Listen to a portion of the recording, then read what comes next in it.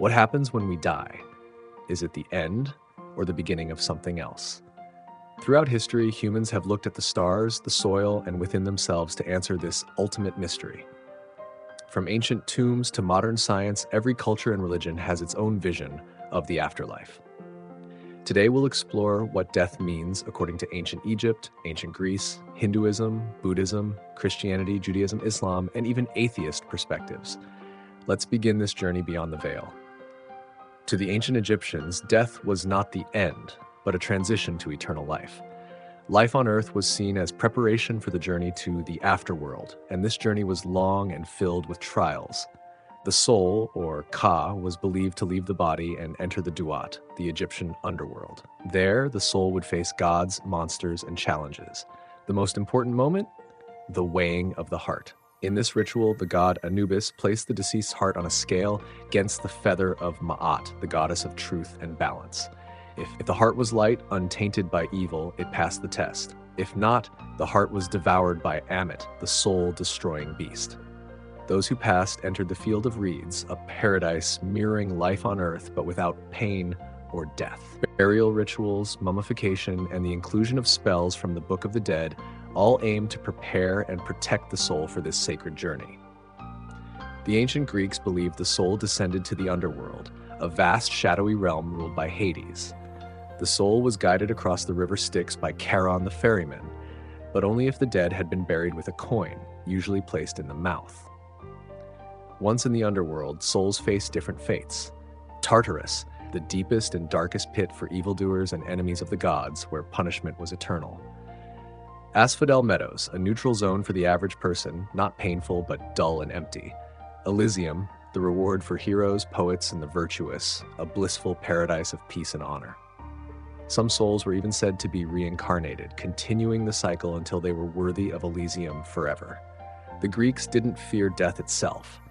They feared dying without glory or being forgotten. In Hinduism, death is just another step in the grand cycle of samsara, birth, death, and rebirth. At the heart of this cycle is karma. Every thought, word, and action creates a result that follows the soul into the next life. This is why moral living, devotion, and spiritual discipline are essential. There are many possible rebirths into human, animal, or even divine realms. Your rebirth depends on your dharma, your life's duty, and the karma you accumulate. The ultimate goal of every soul is to attain moksha, liberation from samsara. When moksha is achieved, the soul no longer reincarnates. Instead, it merges with Brahman, the eternal, formless divine source. This state is beyond time, suffering, and ego, a return to oneness. Buddhism also teaches the cycle of samsara, but with a key difference. There is no permanent soul. Instead, what continues is a stream of consciousness shaped by karma. When a person dies, their actions influence the next rebirth.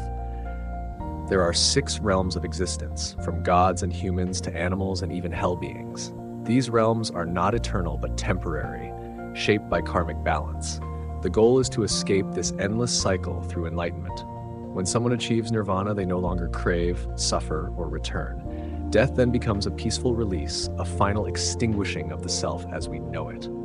The Buddha taught that through mindfulness, compassion, and inner awakening, one can understand death and face it without fear.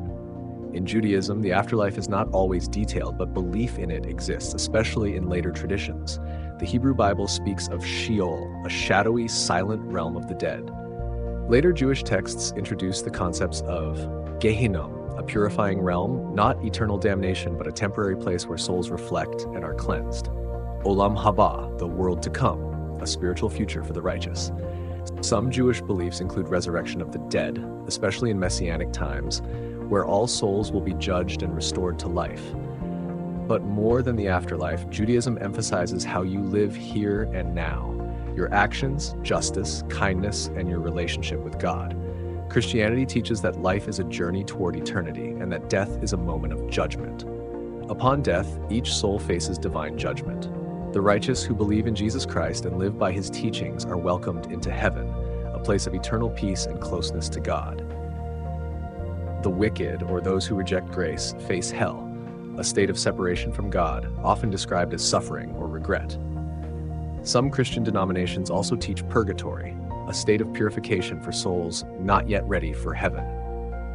Christianity also promises the resurrection of the body at the end of time, when Christ returns to judge the living and the dead. For believers, this is a time of reunion and eternal glory.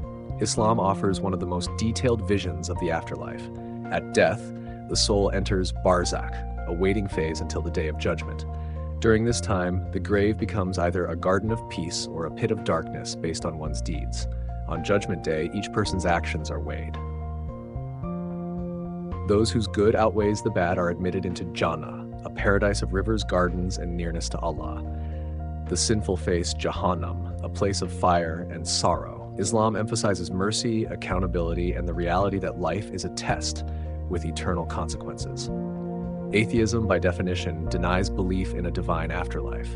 For most atheists, death marks the end of consciousness, a return to non-existence, much like before we were born. But that doesn't make death meaningless. Many atheists find beauty in the finite nature of life.